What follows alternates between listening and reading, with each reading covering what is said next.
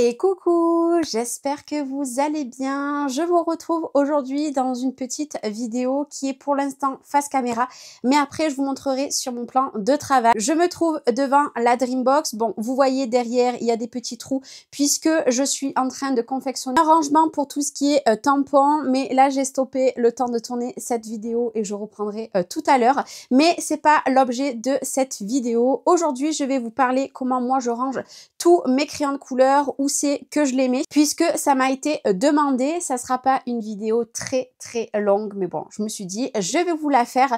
Moi, pour info, je range tout en bas de la Dreambox, donc je vais vous montrer. J'ai 5 pochettes différentes. Pourquoi j'ai 5 pochettes? Puisque dans une pochette, j'ai tout ce qui est Derwent et mes autres crayons qui sont aquarellables. J'ai une autre pochette avec les luminances. J'en ai pas beaucoup, mais je me suis dit que petit à petit, cette année, j'allais acquérir toute la collection. Donc, j'ai pris une pochette juste pour ça. J'ai une pochette pour les polychromos. J'ai une pochette pour les abrèches Dürer, je crois qu'on dit ça comme ça, de Faber-Castell. J'ai également une pochette, cette fois-ci qui ne sera pas avec des motifs, qui est noire, pour les feutres de la marque Staedtler, puisque pour mon Project Life, je voulais arrêter de prendre des feutres à alcool. Du coup, je me suis tournée sur cette marque. Alors oui, j'ai voulu 5 pochettes pour vraiment les différencier.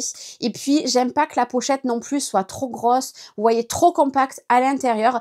Du coup, moi, je range uniquement comme ça. Et maintenant, je vais vous montrer où ils sont. Du coup, ils sont tout rangés ici, donc dans la Dreambox. Donc la plus grande, c'est la première pochette que j'avais achetée.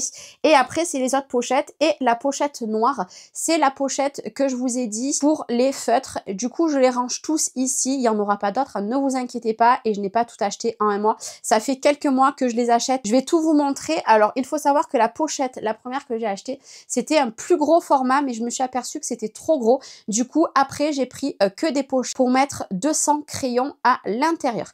Et maintenant, je vais vous montrer un petit peu plus en détail comment j'ai fait dedans. Du coup, je vous reprends comme ça sur le plan de travail. Donc ça, vous voyez, c'est la plus grande.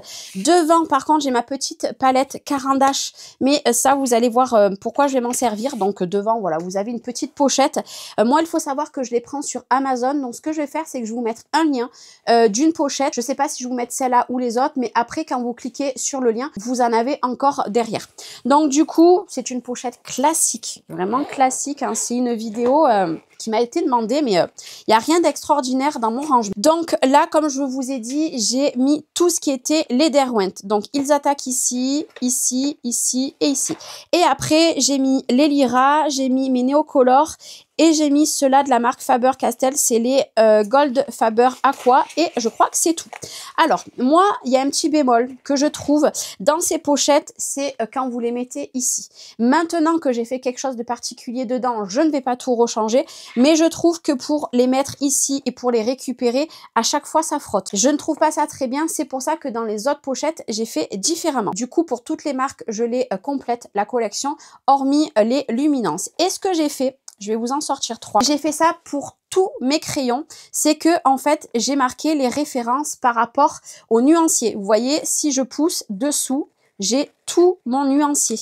Donc là, si vous voyez à travers, là, du plus clair, donc qui part comme ça. Là, c'est pareil, il y a toujours les étiquettes. Donc ça, je l'ai fait de partout, hormis pour ces crayons-là, puisque c'est pas des crayons que je me sers tout le temps. Je vais remettre à l'intérieur. Je les remets dans le bon sens. Voilà, je les remets comme ça. Au moins, je suis tranquille. Donc ici, comme ceci, donc ça c'est pour les Derwent. C'est la même chose pour tous, hein. Je vais juste vous montrer que là, je vais pas vous montrer les autres, hein, mais pour cela, eh ben, j'ai fait différemment. Vous voyez ici, je n'en ai pas mis parce que je trouve ça vraiment pas bien du tout. Là, par exemple, c'est une pochette. Si je les mets les deux à côté, c'est pas du tout la même grandeur. Vous voyez que celle-ci, elle est beaucoup plus petite. Je sais pas si vous vous apercevrez bien.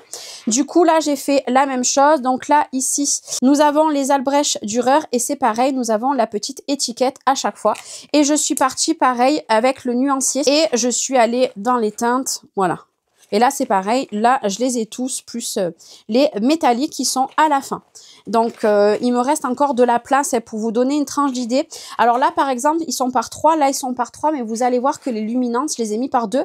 Et j'ai encore ici. Bon, là, ici, il n'y aura rien. Mais au cas où, s'ils agrandissent un jour la collection, eh ben, j'ai encore toute cette place. À quoi ça sert de prendre des grosses pochettes si tu les remplis pas toutes? Au moins, je sais que chaque catégorie de crayons de couleur a vraiment sa pochette. Il me reste des petites étiquettes à faire pour savoir réellement. Je sais que les Derwent sont là-dedans puisque c'est les premiers crayons que j'ai achetés. Donc ici, on a les Albrecht Dürer. La grosse noire, comme je vous ai dit, je vous montre juste comme ça, hein. J'ai pris la boîte 220. Donc pareil, j'ai numéroté et j'ai numéroté également tous mes crayons. Sauf que vous voyez, il se décolle. Donc là, dès que j'ai 5 minutes, je vais venir mettre un petit bout de scotch tout autour. Et ce que j'ai fait, c'est que j'ai tout fait à la Cricut. Je vais mettre du scotch autour et j'ai tout mis du côté de la pointe fine. Pour m'organiser, c'est plus simple. Mais vous voyez, là, il va falloir que je m'en occupe à mettre le scotch de partout puisqu'il se décolle. Pourtant, c'est du très bon papier autocollant. Mais malheureusement, eh ben voilà, ça se décolle. Donc avant que ça en mette de partout, puisque j'ai mis longtemps à faire le nuancier, puisque le nuancier pour cela de feutre, c'est moi qui l'ai confectionné. Vous ne le trouvez pas sur les sites pour le télécharger. Donc ça m'a pris du temps. Donc là, il va falloir que je prenne, je pense, une soirée pour mettre du scotch de partout. Mais c'est pareil, là, j'ai numéroté et vous avez également les petites étiquettes ici. J'ai voulu une pochette noire pour différencier par rapport mes feutres au crayon de couleur. Donc ici, bon, finalement, je crois que je vais tous vous les montrer. Donc ici, devant, je cache ma petite mousse puisque ici, nous avons les polychromos.